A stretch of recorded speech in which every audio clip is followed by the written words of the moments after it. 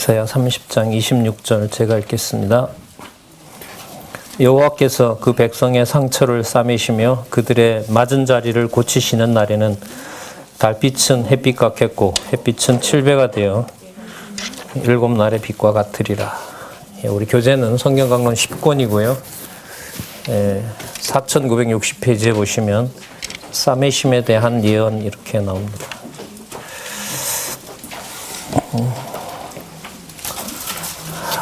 자, 이게 2번 이렇게 되어 있죠. 이 싸매심에 대한 예언이 나와 있었고요. 지난 시간에 저희들이 살펴본 내용은 때리심에 대한 예언 이렇게 나와 있습니다. 그리고 지난번 39장까지 34장에서부터 39장까지 여러 장을 한번 묶어서 보면 대적 보수의 언약이 나타나 있습니다. 대적 보수 언약에 보면 보수하시고 구원하시겠다는 언약과 함께 이제 아수르를 보수하시겠다는 내용이 나타나죠. 이것도 사실 꽤 오랜 시간이 지나야 됩니다. 한 170여 년 지난 다음에 약속입니다. 예언이고요. 그 다음에 38장에서부터 39장을 보시면 내용상 이제 히스기야가 나오고요. 히스기야가 긍휼을 입는 내용이 나타납니다. 그러나 내용은 긍휼을 입는 건가요? 아니면 히스기야 후손이 고난을 당하는 건가요? 고난을 당하는 거죠. 그 얘기를 듣고 39장 8절에 히스기야가 이사야에게 이르되 당신이 말씀하신 거 그 바로 여호와의 말씀이 좋다라고 얘기를 합니다. 그러니까 뭐가 좋다는 거죠?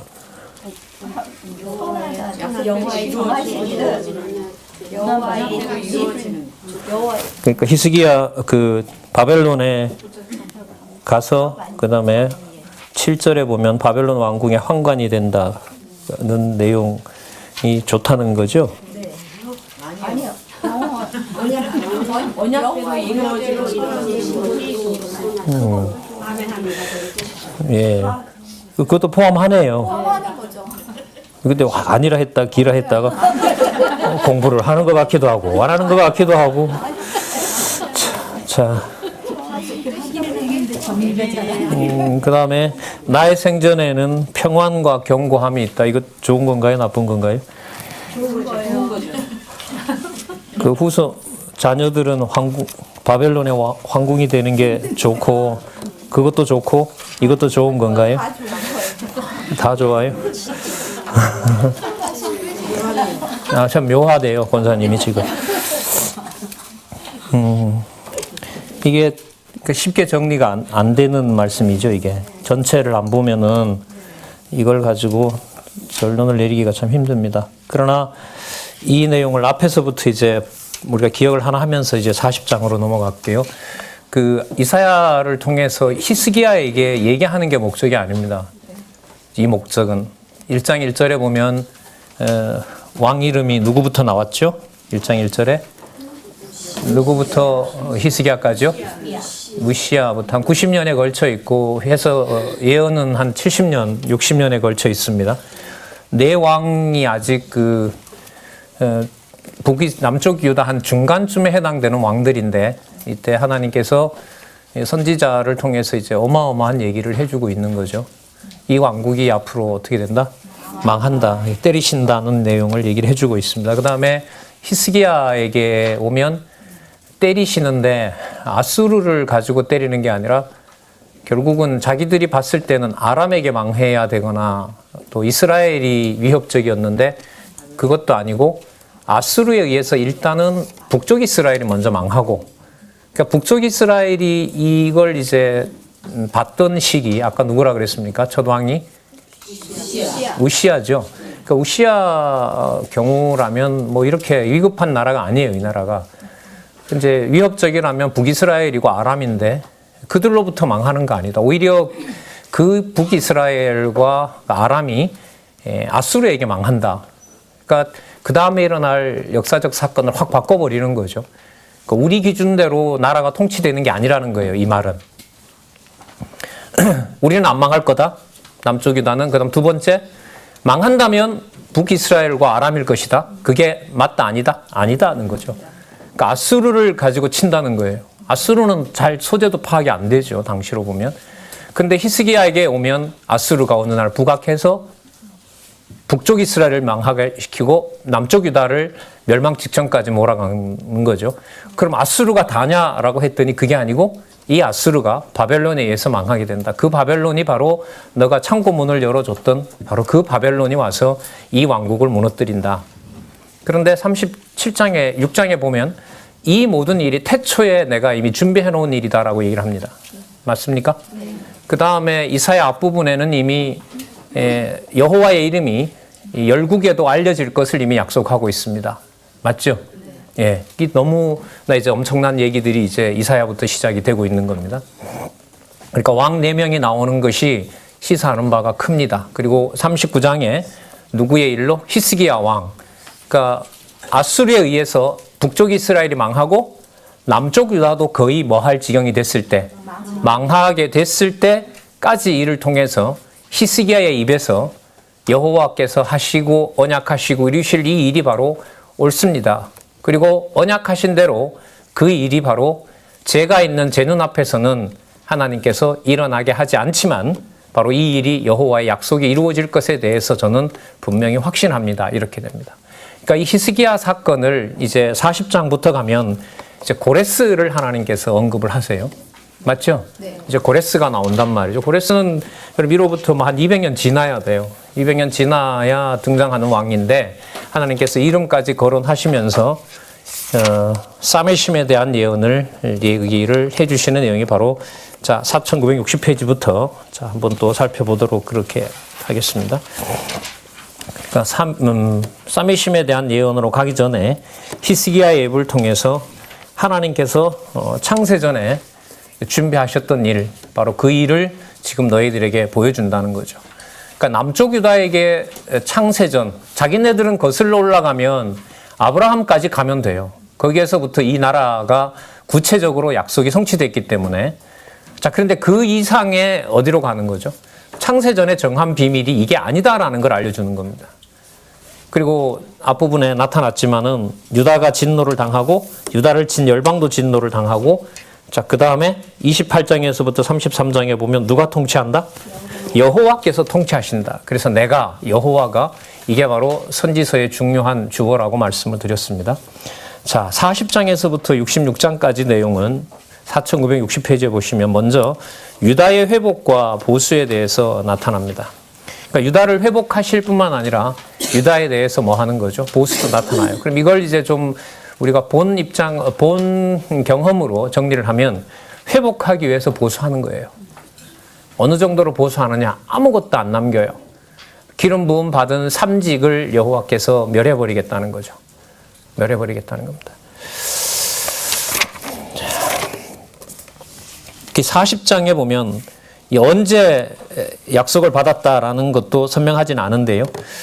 중간중간에 보면 힌트가 나옵니다. 히스기야 다음에 나올 왕 하나가 여러분들 요시아라고 들어보셨죠? 그 애굽에 의해서 죽게 되고 굉장히 슬퍼하는 바로 그런 요시아 왕에 대한 얘기가 나옵니다. 자, 그런 내용들이 이제 한두 군데 나오면서 유다가 회복될 것에 대한 징조로 요시아 왕이 죽는 사건을 소개를 합니다. 그것만 보면 슬픈 일이지만 큰 틀에서 보면 바로 쌈의 주심과 연관이 됩니다. 그리고 50장에서부터 58장은 유다의 구속과 통치인데 여기는 그야말로 고레스로 시작해서 고레스로 마칩니다. 그러니까 이방 왕이죠. 어느 누구도 알지 못하는 왕인데 이름이 이미 등장하는 왕. 그때 고레스라고 불리는 왕이 왔을 때, 등장했을 때 이것을 읽는 서기관이나 유대 민족 입장에서는 막 몸서리가 쳐지겠죠. 고레스? 그러면 이사야서에서 예고한 그 고레스? 아, 저가 우리를 돌아오게 하는 거야? 지금 어떤 판도로 보면 전혀 고레스라는 인물은 그 바벨론을 이길 만한 상황이 아닌데 갑자기 하루아침에 제왕이 됐다라는 소식이 들리는 거예요. 이사야의 예언이 이루어지는 거죠. 그런데 그 고레스를 통해서 그림자인 이 나라를 회복하는 데 있는 것이 아니라 그리스도를 장차 오실 기름 부음 받은 자, 선지자, 왕, 제사장과 일치시켜서 설명을 하는 내용이 59장에서부터 66장입니다.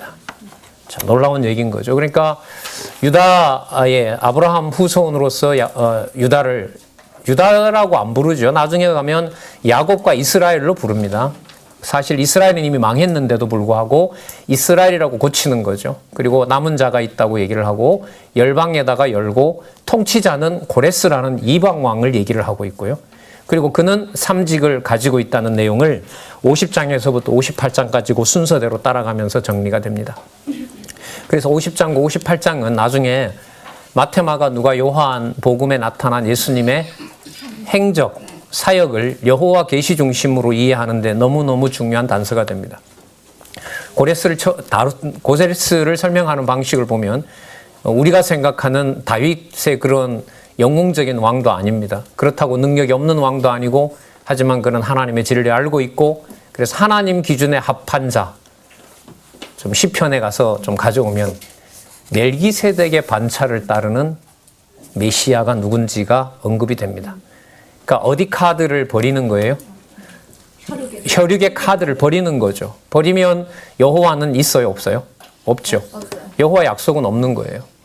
그런데 상상할 수도 없는 바로 다윗의 입에서 나왔던 멜기세덱의 반차라는 그 다윗은 유다 혈통이잖아요.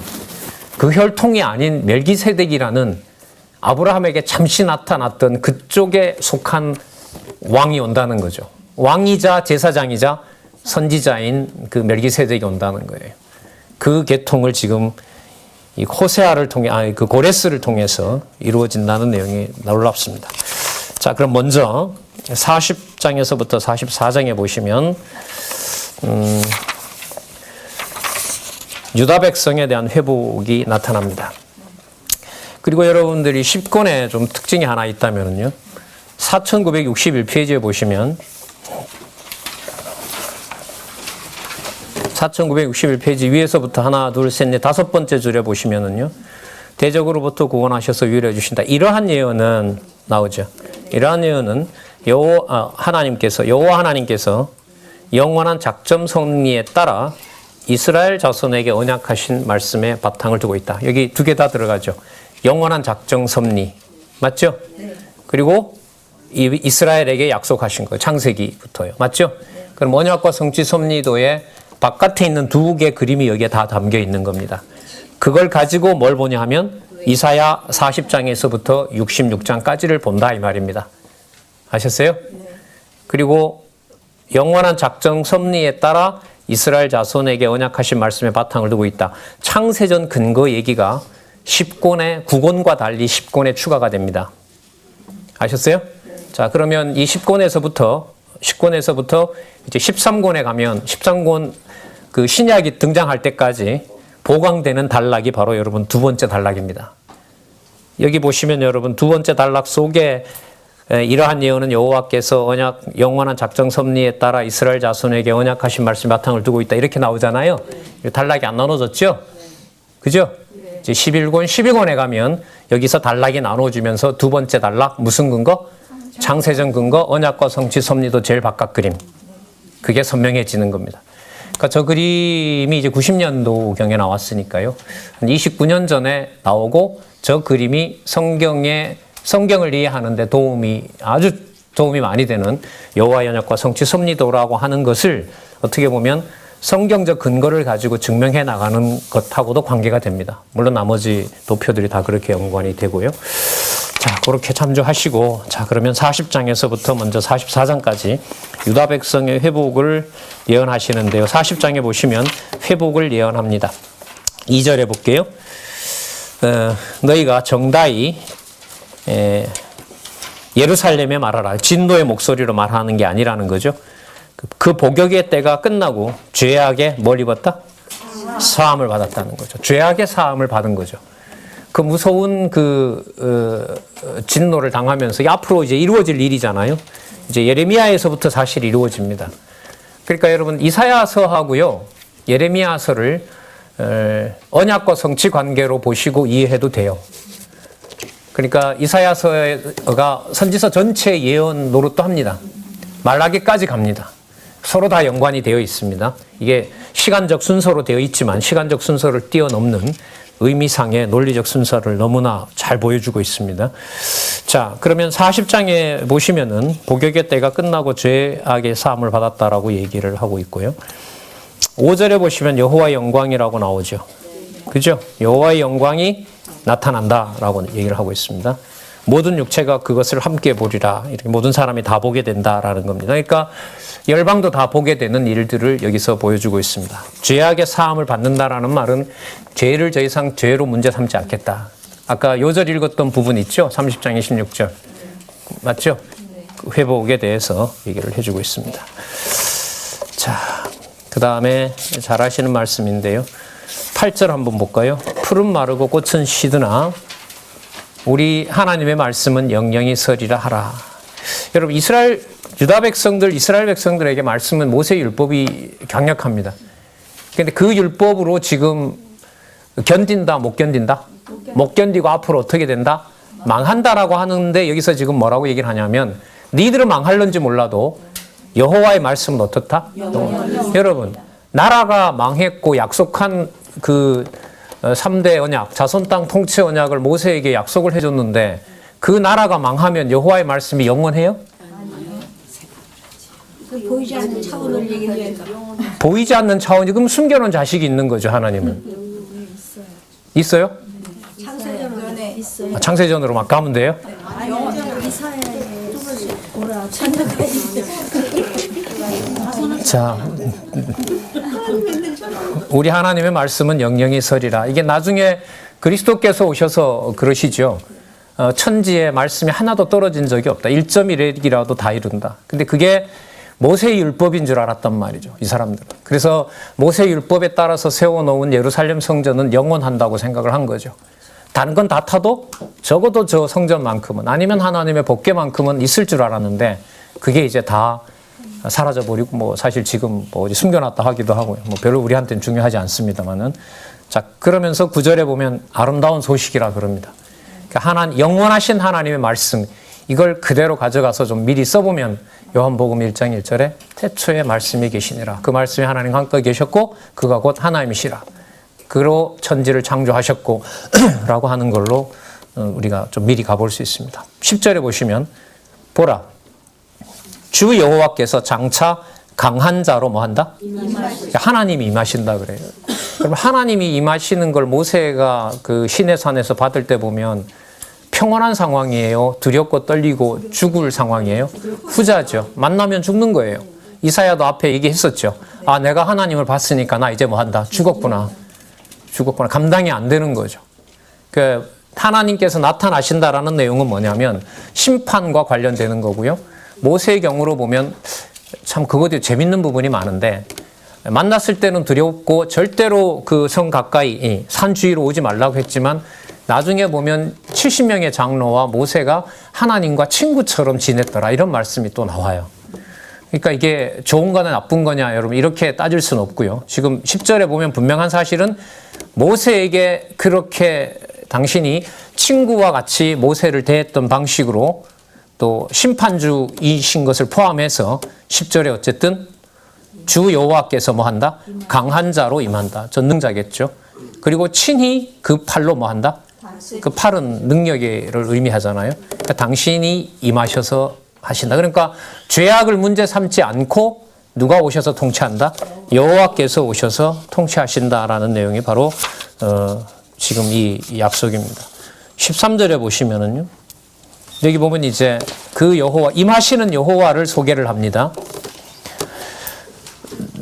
누가 여호와의 신을 지도하였으며 그의 모사가 되어 그를 가르쳤느냐. 이거 어디 나오죠? 예, 잘 아시죠? 로마서 11장 33절에 가면 이걸 그대로 바울을 통해서 기록을 성취된 걸 얘기하고 있죠. 그러니까 선지서가 다 마쳤을 때 여러분들이 복음서를 보시거나 예수의 한 성취를 보시거나 그 다음에 사도행전부터 계시록까지 성경에 한 성취를 보실 때 그 낱말들이 보는 본문들이 낯설어지지 않는 것, 낯설지 않고 아 이렇게 성취됐구나. 어딘가 기억은 안 나지만 선지서의 많은 부분들이 여기서 성취를 하고 있구나. 그러니까 여러분 이 성령을 보내실 때 예수님이 뭐라고 했냐면 아버지로부터 내가 보낼 성령이라고 했어요. 그럼 성령이 오셔서 예수님이 하지 않은 얘기하면 안 돼요. 그 성령이 기록하게 하셔도 이미 기록한 본인이 기자이기 때문에 저자이기 때문에 창세기부터 시작해서 요한계시록 갔을 때는 모든 내용들이 결과적으로는 요한계시록 기록됐을 때는 뭐가 되는 거죠? 다 같은 얘기로 연결이 돼야 돼요. 몇 장 몇 절도 연결이 되고요. 신약에 있는 몇 장 몇 절이 구약에 있는 몇 장 몇 절하고도 연결이 돼요. 그건 관주성경으로 전통신학이 찾아놓긴 했어요. 많이 나와요. 수백 개 다 찾아놨어요. 500년 동안. 두 번째 우리는 의미분석 성경개론을 우리가 서론으로 성경개론의 통일성을, 성경의 통일성을 확증한 그걸로 저희들이 확인을 했잖아요. 양쪽 가로도 확인이 돼요. 형식적으로 일단 말씀을 드리면은요. 그러니까 구약 성경, 신약 성경에 나타난 양쪽 가로 있죠. 임의의 표지를 펴요. 그럼 양쪽 가로는 뭘 바탕으로 의미를 묶은 거죠? 성경 본문을 바탕으로 그게 신약이라면 성취된 메시아의 언약을 확인하는 구절이 들어가 있을 거예요. 맞죠? 네. 이 무슨 말씀인지 아시죠? 네. 예. 오늘 아침에 그 원고 교정본이 왔다고 연락이 왔더라고요. 이제 한 달 후가 되면 우리들의 이제 32년 전에 시작했던 것이 오류 없이 무흠하게 성경은 하나님의 말씀이다라고 확증한 우리가 만난 저자의 최후 이제 최종 본을 저희들이 받게 되겠죠. 오늘 아침에 또 기쁜 소식이 하나 왔네요. 소식 들으셨죠? 예. 중국에서 일권 탈고했고 교정본을 보내왔습니다. 이제 그런 날 저희들이 이렇게 이사야서를 같이 확인할 수 있는 날 참 그 스마트폰 달력에다가 뻘겋게 좀 해두시기 바랍니다. 오늘 참 재미있는 날입니다. 의미 있고. 자, 어쨌든 양쪽 가로를 임의로 신약에 있는 내용을 찍었어요. 그게 양쪽 가로면 본문의 바탕을 둔 거고 적어도 한 서너 가지 사건들이 바탕이 된 메시아 언약 성취가 나타날 거 아니에요. 맞죠? 여호와의 메시아 성취가 나타날 거란 말이죠. 그럼 성취라는 말은 어디에 근거를 둬요? 구약에 근거를 둘 거 아니에요. 그럼 어디에 이미 언약되어 있었다는 거죠? 예. 근데 이제 양쪽 가로를 막 10개나 읽었는데도 구약의 내용이 별로 기억이 안 나요. 그게 이제 내가 공부해야 될 그 조건이고, 아, 좀 더 확인해 봐야 되겠다. 그러나 고민할 필요도 없죠. 강론지 펴서 보면 다 나와 있어요, 또. 그럼 그 부분에 가서 확인만 하면 되는 겁니다. 그리고 그게 이제 반복이 되면 창세기에서부터 계시록을 보는 그 본문을 나갈 때마다 언약과 성취 섭리도 동그라미를 계속 그리면서 가는 거죠. 몸은 땅에 있어도 영혼을 창세전 하나님의 그 놀라운 사건 속에 유대인에게도 허락하지 않고 아직도 허락하지 않고 있는 여호와의 영원한 말씀의 사건을 여러분들의 영혼과 제 영혼에서 확인하고 있는 사건이 된다고 생각을 합니다. 이게 사건입니다. 내 일상사가 아니고요. 그럼 교회는 그리스도의 몸이기 때문에 더더욱 그렇죠. 그 이 일에 큰 새로운 약속을 아까 4명의 왕부터 시작해서 이제 내가 새로 판을 이제는 실체로 짜겠다. 그 내용이 여러분 시작하는 선지서의 첫 부분 이사야서라고 저는 생각을 합니다. 자, 그래서 40장은 내용은 뭐냐면은요. 창조했던 그 일을 그 창조하신 그 능력 많으신 분이 어디에 온다? 이 땅에 임한다는 내용입니다. 다윗 왕도 아니고 솔로몬도 아닌. 자, 28절 제가 볼게요. 40장 28. 너는 알지 못하느냐? 듣지 못하였느냐? 영원하신 하나님 여호와. 참 좋은 낱말이죠. 영원하신 하나님 여호와. 그가 누구시죠? 땅 끝까지 창조하신 자. 이렇게 합니다. 그리고 31절에 보면 이 여호와를 알고 있는 자는 어떤 피곤함도 없다. 이렇게 얘기를 하고 있습니다. 자, 그 다음에 42분이 41장에서부터 42장 13절까지 보시면 누구를 쳐서 멸해요? 대적을 쳐서 멸합니다. 이 일이 언제 되느냐? 여러분 일단 41장 2절에 보시면 누가 동방으로 사람을 일으켜 이제 고레스죠. 여기서부터 이제 고레스가 소개가 됩니다. 그런데 그 일이 44절에 보시면 41장 4절 이 일을 누가 행하였느냐? 누가 이루었느냐? 누가 태초부터 만대를 명정하였느냐? 명령해서 정했느냐? 언약했다는 거죠. 누구라? 나 여호와라. 태초에도 나요. 나중에 있을 자도 내가 곧 그니라. 여러분 계시록에 이 말씀 나오죠. 전에도 있었고 시방도 계시며 장차 있을 자. 딱 이제 마무리가 됩니다. 물론 이사야 마지막 66장이 똑같이 똑같은 낱말들이 계시록에 다시 성취로서 카피가 되는 거죠, 사실.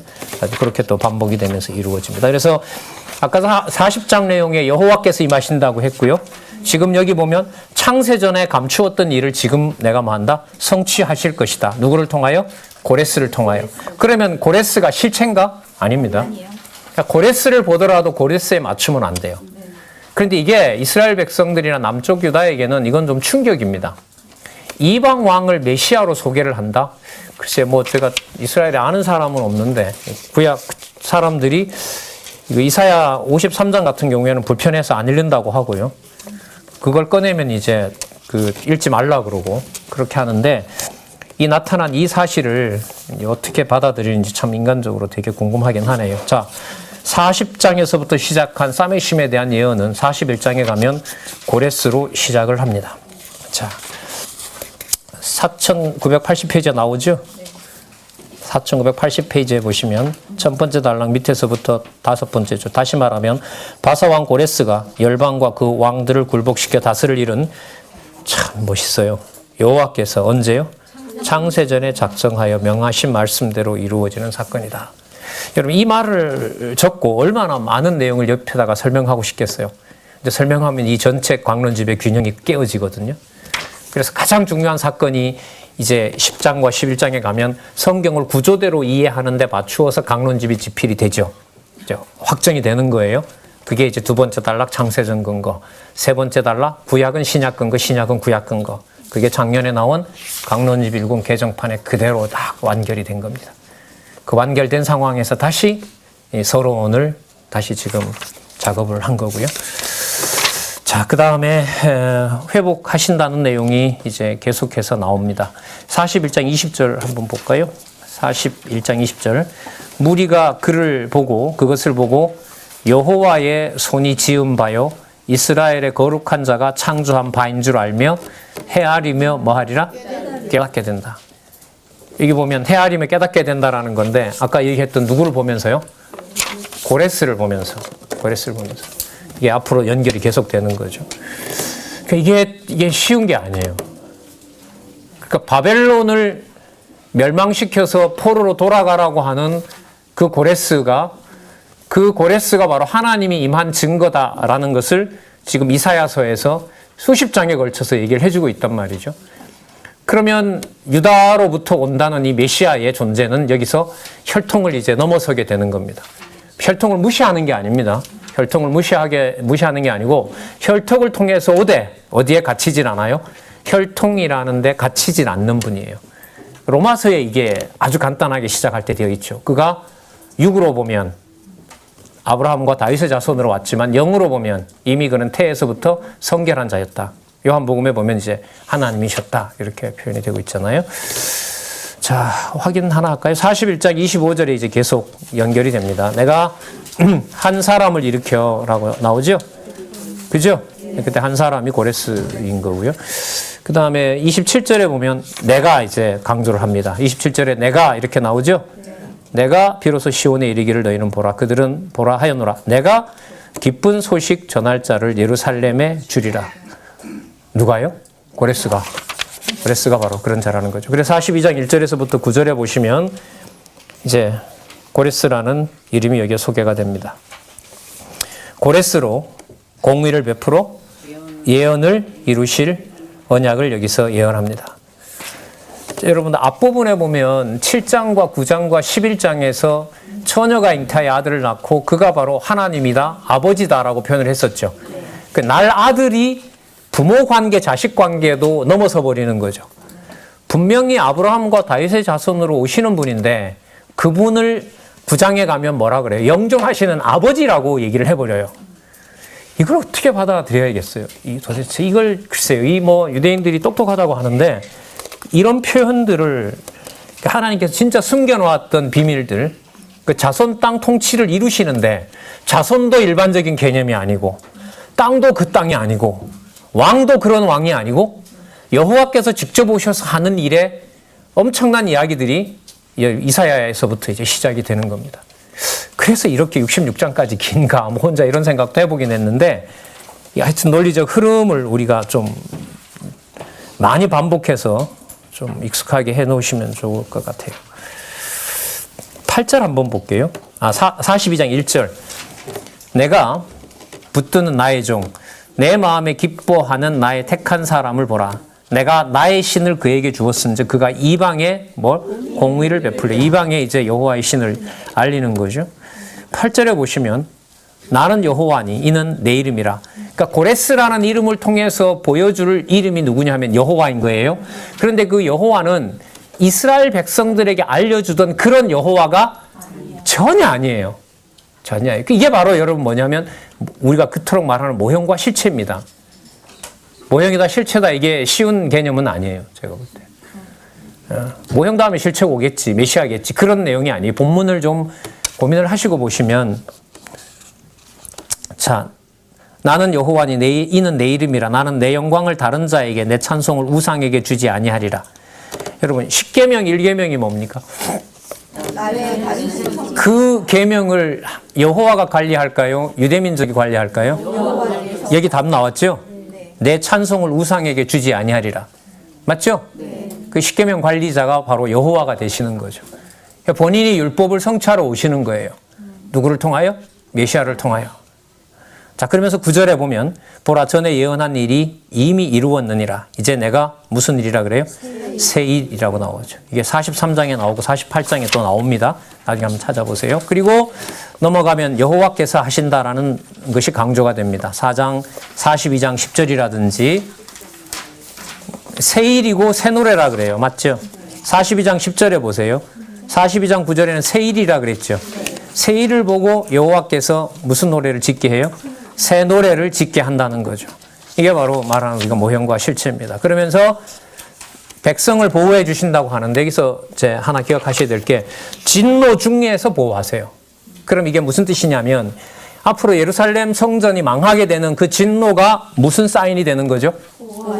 그렇죠. 여호와께서 오셔서 새 일과 또 새 노래를 부르게 할 것에 대한 확증인 거죠. 그럼 여러분 이거는 뭘 열어주냐 하면 그리스도가 죽으시는 게 슬퍼요? 안 슬퍼요? 안 슬퍼요?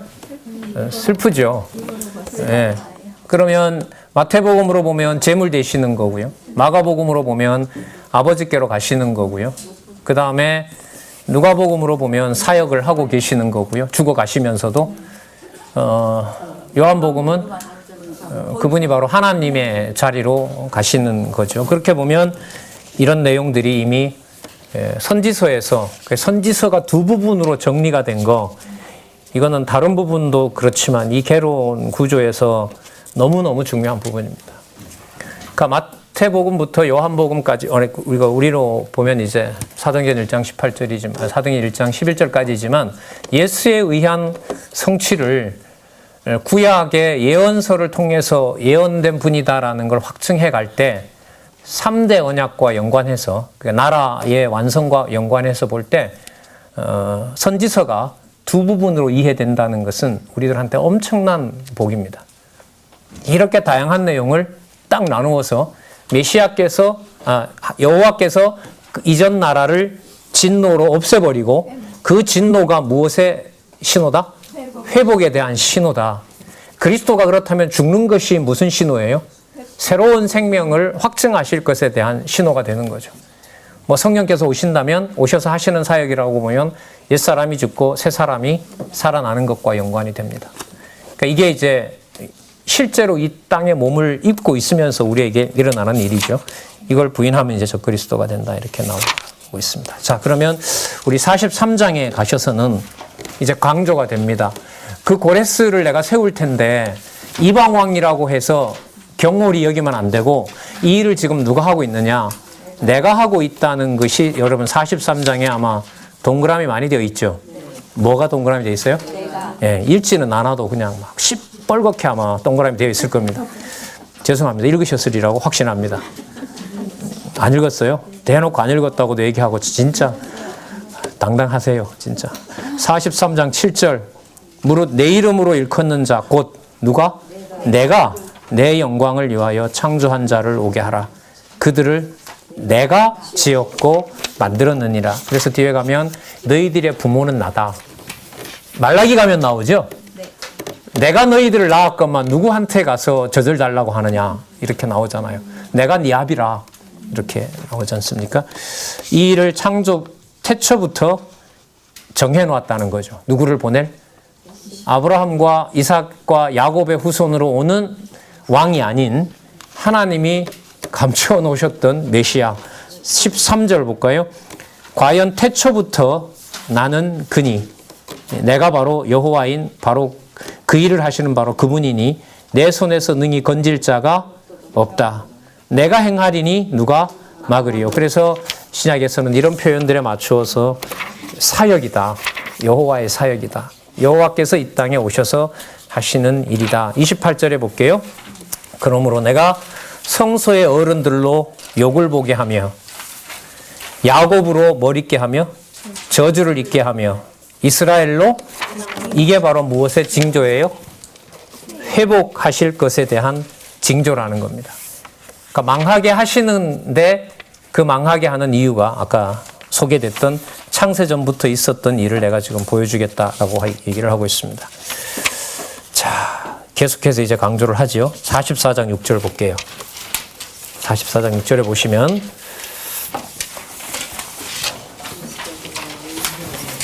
이스라엘의 왕인 예, 왕이 누구라고요? 여호와예요. 아까 43장 15절에도 나왔거든요. 이스라엘 왕은 다윗이지요. 여기로 나와 있어요.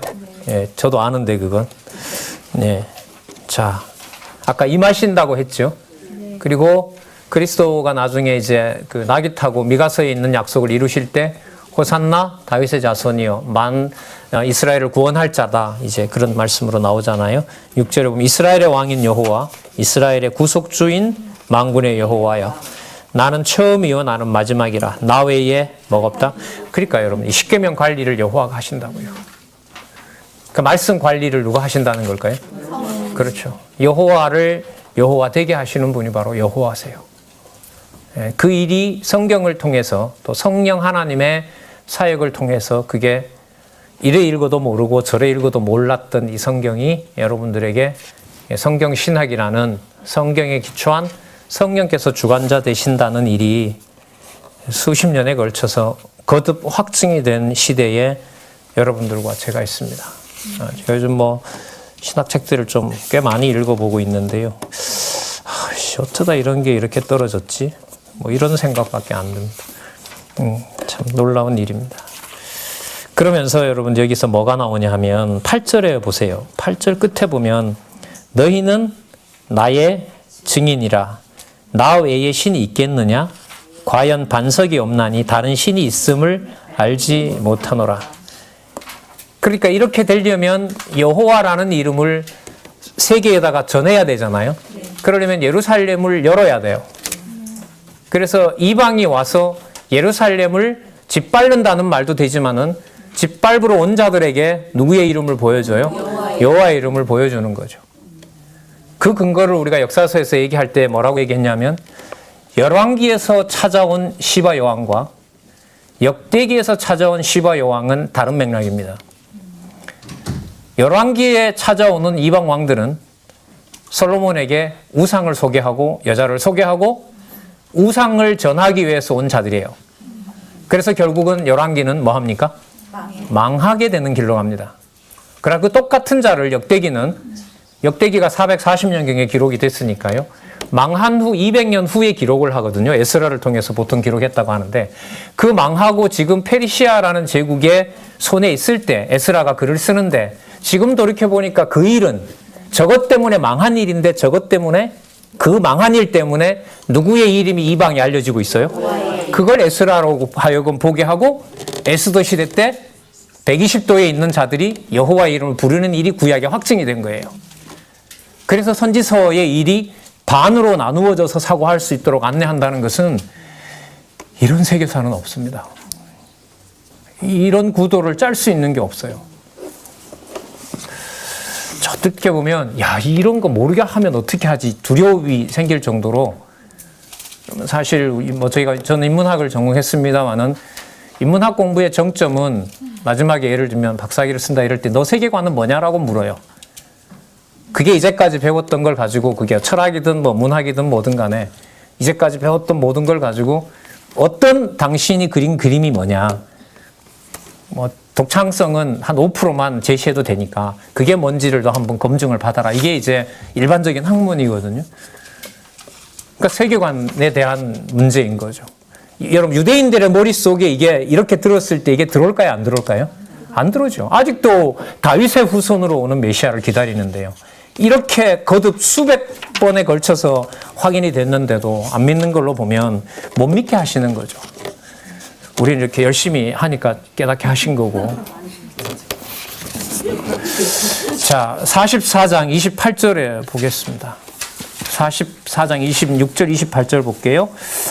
내 종의 말을 응하게 하여 내 사자의 모략을 성취하게 하며 예루살렘에 대하여 이르기를 거기 사람이 살리라 하며 유다 성읍들에 대하여 이르기를 중견될 것이다. 이걸 고레스가 그대로 명령을 내립니다.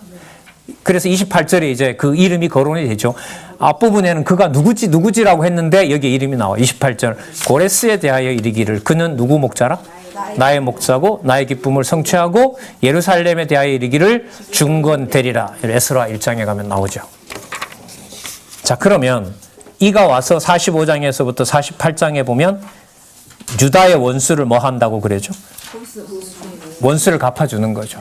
그 유다 원수를 갚으면서 동시에 하는 일이 뭐냐면 이방 민족들에게 누구 이름을 알려줘요? 여호와의 이름을 알려줘요. 그리스도가 오셔서 예루살렘과 땅끝까지 복음이 전해지게 하는 것하고 연관이 됩니다. 자, 목적은 여호와 하나님을 알려주려고요.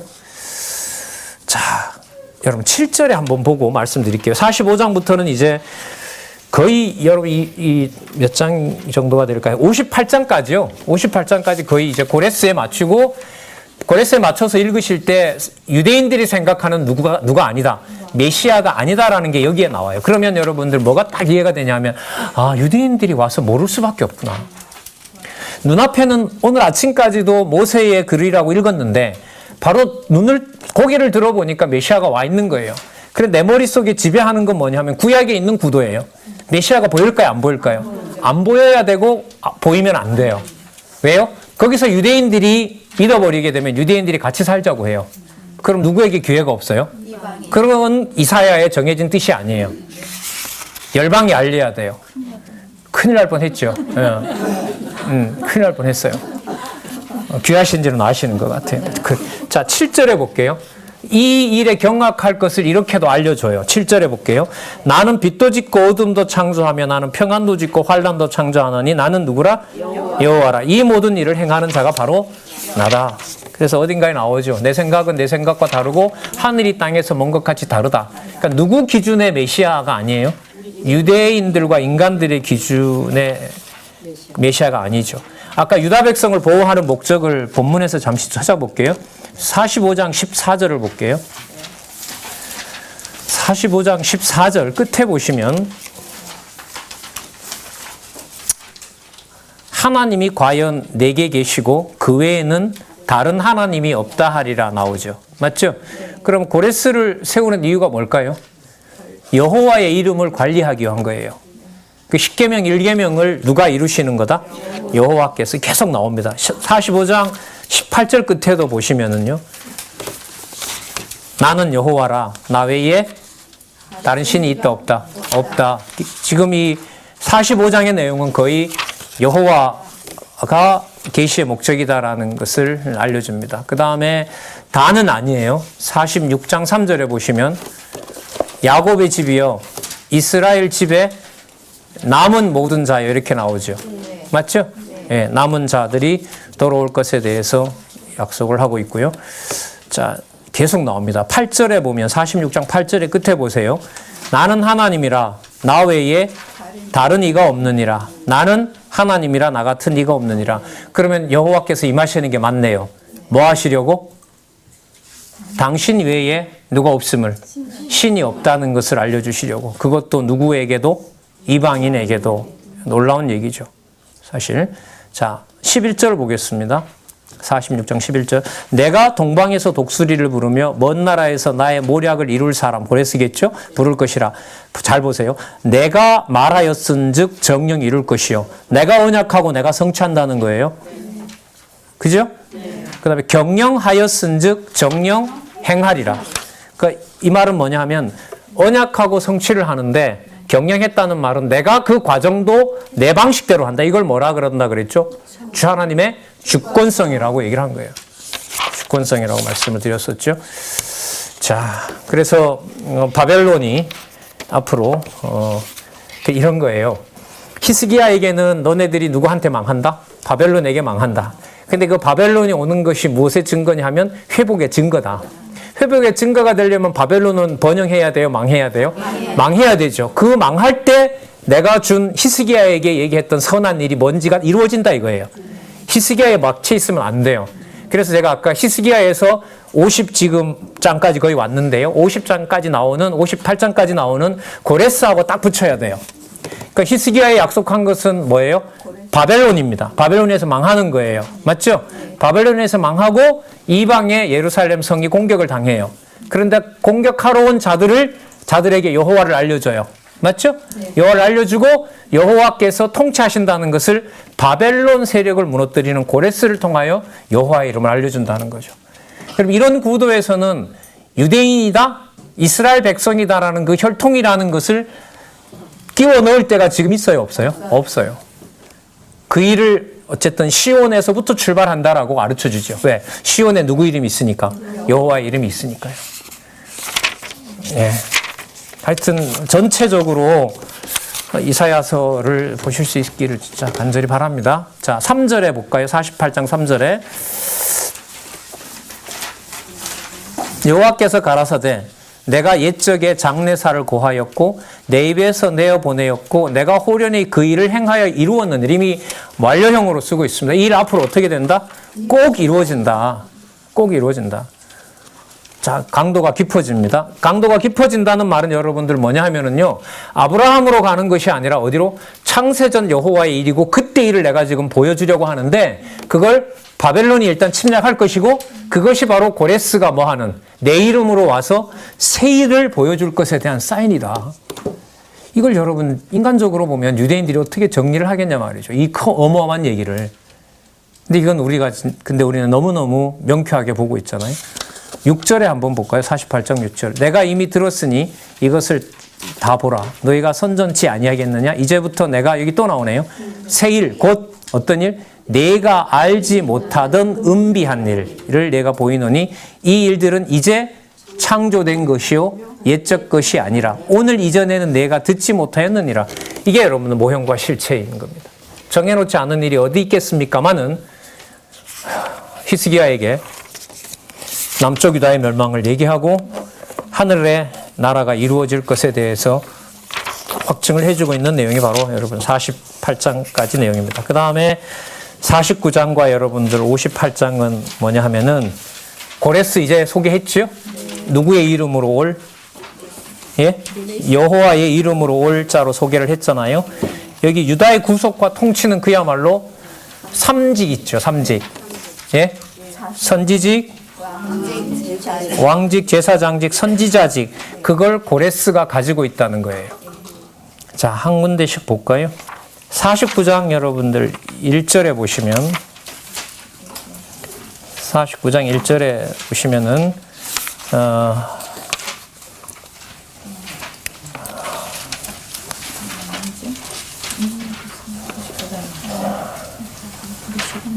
자, 고레스가 자기 입으로 1인칭으로 말을 하게 돼요.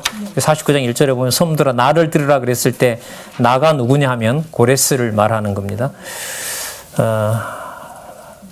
6절 중간에 볼게요. 6절 중간에 보시면 야곱의 지파들을 일으키며 이스라엘 중에 보존된 자를 돌아오게 할 것은 오히려 경한 일이라. 그보다 더 큰 일이 있다는 거예요. 그게 뭐냐 하면 내가 또 너로 이방 빛을 삼아 나의 구원을 베풀어 땅끝까지 이르게 하리라. 이스라엘의 구속자, 이스라엘의 거룩한 자이신 여호와께서 그렇게 하신다라고 얘기를 합니다. 그러니까 이거 왜 확인해 보자고 했냐면 고레스를 높이는 게 목적이다 아니다? 아니다라는 겁니다. 그걸 꼭 염두에 두시면 좋겠습니다. 그 다음에 50장으로 가셔서요. 50장으로 가셔서 50장 6절에서 7절을 한번 보겠습니다. 50장 6절에서부터 7절을 한번 보시면 자, 나를 때리는 자들에게 내 등을 맡기며 나의 수염을 뽑는 자들에게 나의 뺨을 맡기며 수욕과 침뱉음을 피하려고 내 얼굴을 가리지 아니하니라. 이건 뭐죠? 제사직 중에서도 제물 되시는 거죠. 아까는 여러분 왕 되신다는 내용이 아까 나왔었고요. 자, 그 다음에 여러분 50장 그 4절에서부터 5절 지나왔는데 거기 보시면은요. 자, 주 여호와께서 누구의 혀를 준대요? 학자의 혀를 준다 그러죠? 그죠? 학자의 혀를 내게 주사 나로 곰핍한 자를 말로 어떻게 도와줄 줄 알게 하시고 아침마다 깨우치시되 나의 귀를 깨우치사 뭐같이? 학자같이 그렇게 하시겠다. 그러니까 여러분 선지자 노릇이잖아요. 아까 왕에다가 또 아까 제물과 같은 선지자, 제물, 제사직과 연관이 되고요. 여기는 선지자직과 관련해서 50장에서부터 49장에서부터 58장까지는 크게 보면 뭐가 나오냐면 세 가지 삼직에 대한 내용을 고레스를 통하여 이룬다는 내용이 여러분들 이게 58장까지 쭉 나타납니다. 그리고 그 53장에 가면 그의 찔림은 우리의 상함이요라고 해서 나오는데 그 부분을 많이들 아시는데 그 맥락을 이제는 아셔야 돼요. 적어도 49장에서부터 시작해서 유다를 구속하고 통치하는 것이 유대인들의 그런 지켜오던 방식으로 이루어지는 것이 아니고 누구에게? 메시아에게 이루어질 내용이다라는 것을 58장까지 살펴보시면 좋겠습니다. 자, 그러면서 이제 영원한 언약이다라고 얘기를 하고 있고요. 58장 가까워지는 이 부분에 가면 56장에 한번 가볼게요. 자, 여기 보면 여러분 그 이사야 7장에 보면 처녀 잉태가 나오죠. 그죠? 혈통으로 낳는 자손이 아닌 게 나오죠. 맞죠? 그걸 제가 그때도 말씀을 드렸을 텐데 56장 3절에 한번 보세요. 자손의 범위를 좀 확인할게요. 56장 3절 누구에게 연합한 이방인? 여호와께 연합한 이방인. 그리고 그 4절 끝에 보면 나의 언약을 굳게 잡는 고자들 이렇게 나오죠. 그럼 고자는 자손본성으로 보면 저주받은 자예요. 그러나 이젠 저주받은 자가 아니에요. 뭐로 낳을 게 아니기 때문에. 그렇죠. 육으로 낳을 방식이 아니거든요. 그러니까 이방인 들어왔죠. 하나님께서 태에서 지으시죠. 그러니까 여기 보면 또 뭐예요? 고자들 그렇게 하죠. 그 다음에 6절에 보실까요? 또 나 여호와께 연합하여 섬기며 나 여호와의 이름을 사랑하며 나의 종이 되며 안식일을 지켜 더럽히지 아니하며 나의 언약을 굳게 지키는 이방인마다. 수식어가 되게 길어요. 아브라함과 이삭과 다윗의 후손으로 올 이스라엘 이거보다 더 길어요. 예. 그래서 뭐가 분명히 바뀌었어요? 삼직이 바뀌었고요. 삼직을 이루실 대상도 뭐하고 있어요? 바뀌었어요. 이게 지금 이 내용이니까요. 이게 얼마나 이제 충격적이겠습니까? 자, 그래서 58장에 가셔서 좀 보고요. 다음에 남아있는 59장에서부터 66장까지는 예레미야로 넘어가는 다리로 놔두고요. 일단 58장까지 오늘 좀 살펴보도록 그렇게 할게요. 58장에 그 보시면 뭐 하실 것을 언약한다 그러죠? 회복시킬 것을 언약한다는 거죠. 여기서 어느 정도로 회복을 하시냐 하면 금식도 할 필요가 없다고 그래요. 무슨 뜻이냐면 예루살렘 여러분 성전이 불에 타잖아요. 그거 아쉬워하지 말라는 거예요. 쉽게 말하면. 왜? 내가 뭐 할 거니까. 회복할 거기 때문에 그렇다는 거죠. 그래서 이걸 예수님이 오셔서 뭐라 그래요? 3일 만이 아니고요. 예루살렘 성전이 그 반드시 뭐 한다 그래요? 망할 거라고 얘기를 하죠. 망할 거라고 얘기를 하면서 진짜 금식은 신랑이 없는 것이 금식이다. 그러면 실체로 오신 그리스도가 제자들이 나중에 뭐 합니까? 다 도망가잖아요. 그러니까 메시아를 뭐로 못 믿는 거예요? 그 메시아로 믿지 못하는 거잖아요. 그래서 전부 도망가게 된다는 말이죠. 진짜 괴로워할 일은 바로 메시아를 3년 동안 보고도 전부 다 모른다고. 제자들만 모르는 게 아니라 누가 전체 다 버려요? 유대인 전체 다 버리잖아요. 그게 진짜 통탄할 일이라는 거죠. 근데 진짜 금식은 따라서 뭐 먹는 게 아니다? 양식 먹고 안 먹고 문제가 아니라 누가 기억나고 안 나고? 그렇죠. 근데 그걸 지금 하는 맥락은 뭐예요? 때리심의 맥락이 아니라 무슨 맥락에서? 싸매심의 맥락. 그러니까 이 말씀은 여호와께서 그래서 뭐 하지 마라. 금식하지 마라. 내가 안식의 주인이다. 그럼 여러분 보세요. 이걸 그리스도가 그렇게 복음서에서 얘기하는 게 그리스도가 만들어낸 거예요. 이미 여기서 약속되고 있어요. 다 약속되고 있는 거예요. 그래서 제가 이 선지서 말씀을 드릴 때 복음서를 더 선명하고 분명하게 이해해 가시는데 제가 도움을 드리기 위해서 우리가 본문 중심으로 보도록 그렇게 말씀을 드렸었죠. 자, 그래서 여러분 58장 마지막에 가면 안식일 얘기가 나오죠. 맞죠? 여러분 금식하게 되면 안식이 돼요? 안 돼요? 안 되는 거죠. 그런데 앞으로는 내가 올 거기 때문에 내 안에서는 평안을 누리도록 하라. 그리고 그 안식일을 지키는 날이 된다.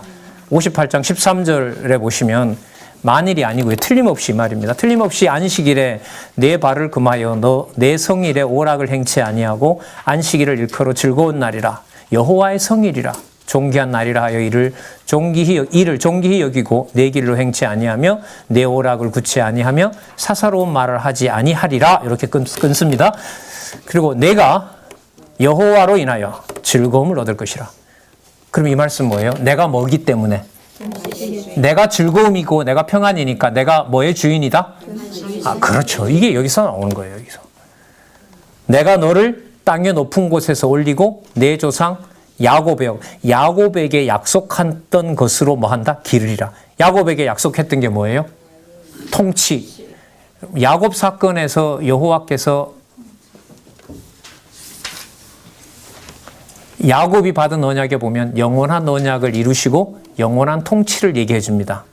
기억이 안 나시면 창세기에 가서 확인하시면 야곱 이름이 등장하는 것 속에 영원한 언약이 들어가 있고 메시아와 연관된 내용을 이사야에서 고레스에게 맞추어서 풀고 있습니다. 예. 그래서 제가 그냥 지나왔는데요. 아까 49장에서부터 58장을 앞으로 복습하실 때 여기 보면 그냥 지나왔는데 영원한 언약을 얘기를 하고 있습니다. 그 말은 누구에게 준 말이냐면 과거에 아브라함에게도 줬지만 야곱에게 언약을 해주실 때 여러분 야곱 아시죠? 도망갈 때 하늘을 받고 돌아올 때 하나님하고 씨름하고 그만큼 나라 언약을 확증받은 자가 없죠. 그가 바로 야곱입니다. 근데 그 야곱의 그림자를 없애고 실제로 이제 내가 가서 그 사다리를 타고 오르락내리락 하는 것이 아니라 내가 가서 직접 통치하겠다라는 약속이 고레스를 통하여 58장까지 확증이 되어 있습니다. 자, 그러면 다음에 유다의 구원과 이루어서 이 유다는 여러분 무게중심이 어디로 갈까요? 그림자와 모형으로 가는 것이 아니라 어디로? 실체로 간 그야말로 야곱의 집 이스라엘. 그래서 여러분 하나만 더 말씀드리면 누가복음 1장에 가면 그리스도의 사역과 연관된 출생을 이스라엘과 야곱의 부활이라는 말이 나옵니다. 야고보서 1장에 가면 누가복음 1장에 가면 사역 사건 처음에 시작할 때 보면 하나님의 아들로서 이스라엘 나라를 회복할 자 난지 8일 만에 할례를 행하러 갈 때 80몇 년 된 과부가 이제야 구원을 봅니다. 이렇게 연결이 됩니다. 자, 어쨌든 복음서 읽어 나가시는데 도움을 좀 같이 받고자 한 거여서요. 이렇게 말씀드렸습니다. 기도하겠습니다. 하나님 감사합니다. 좋은 시간 주시고 말씀들을 이렇게 같이 보고 싶은 마음을 주시고 또 확인할 수 있도록 지금까지 인도해 주셨고 또 앞으로도 진리의 말씀 사랑하게 해 주시리라 확신합니다. 하나님 보호해 주시고 더 귀하게 여기게 하여 주시옵소서. 깊이 생각하며 함부로 말하지 않는 지혜와 명철로 살아가는 주의 백성들. 하지만 진리 앞에서 한치의 흐트림 없이 하나님 여호와 살아계심을 증거하는 주의 종 될 수 있도록 인도해 주시옵소서.